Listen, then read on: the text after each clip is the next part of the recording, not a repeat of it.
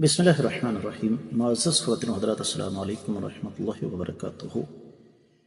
میاں بیوی کا رشتہ انسانی تاریخ کا عظیم ترین، مضبوط ترین اور نازک ترین رشتہ ہے، اور جب دونوں ایک دوسرے کے مرتبے اور مقام سے آگاہ ہو جائیں تو پھر ایک دوسرے کے حقوق ادا کرنا آسان ہو جائے گا۔ لیکن کیا اس کا مطلب یہ ہے کہ ہم میاں بیوی کے حقوق کے حوالے سے غیر مستند احادیث کا سہارا لیں؟ یقیناً یہ بات درست نہیں۔ آج کی حدیث ہمیں یہ بتائے گی کہ آقا علیہ الصلوۃ والسلام کے فرمان کے مطابق شوہر کا مرتبہ اور مقام کیا ہے۔ مشکات المصابیح، کتاب النکاح، باب ہے بیویوں کے ساتھ اچھا سلوک کرنے کے حوالے سے 3280ویں حدیث کتاب میں اور 32ویں ہے باب میں۔ الفاظ آپ کی خدمت میں پیش کر رہا ہوں۔ تھوڑی سی حدیث طویل ہے لیکن اتنی زیادہ بھی نہیں۔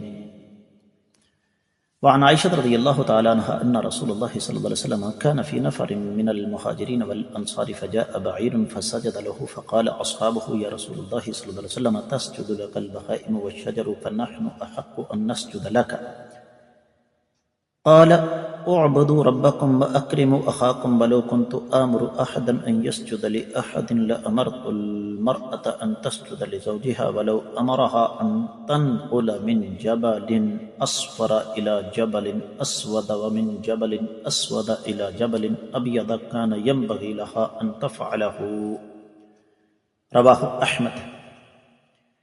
معزز خواتین و حضرات، اس حدیث کا تفصیلی حوالہ نوٹ فرمائیے۔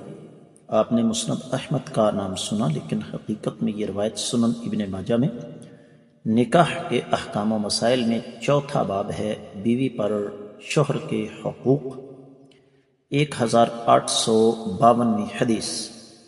یہاں میں آپ کی خدمت میں عرض کر دوں کہ اس حدیث کا ایک جملہ ثابت شدہ ہے، اور ثابت شدہ کیوں ہے کہ اس کی تائید دیگر احادیث مبارکہ سے ہو جاتی ہے۔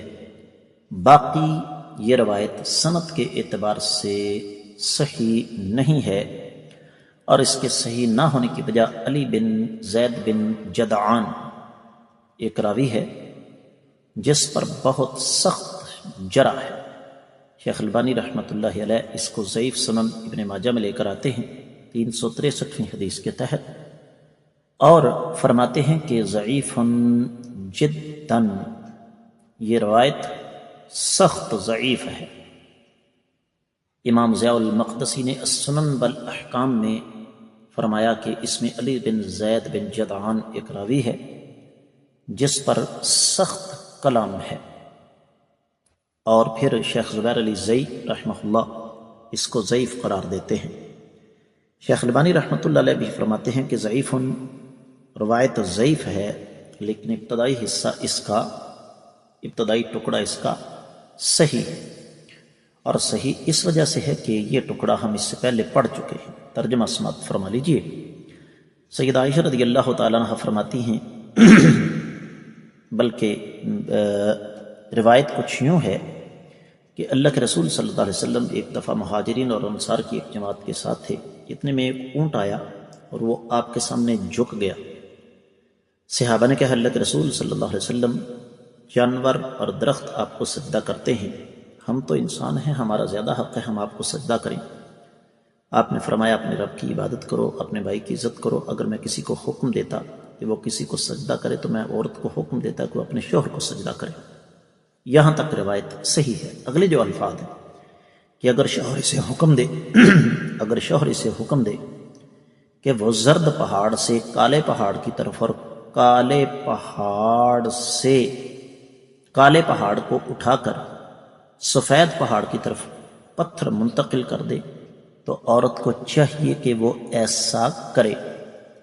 جیسے میں نے آپ کی خدمت میں عرض کیا کہ اس میں کسی قسم کا کوئی شبہ نہیں کہ شوہر کا مرتبہ اور مقام بہت زیادہ ہے، لیکن اس کا مطلب یہ کہاں سے نکل آیا کہ ہم اس کے لیے ضعیف حدیث کا سہارا لیں؟ سبق کو زیادہ سے زیادہ آگے دوسروں کے ساتھ شیئر فرما دیجیے گا۔ اس کے ساتھ ہی آج کے سبق سے اجازت دیں۔ السلام علیکم ورحمۃ اللہ وبرکاتہ۔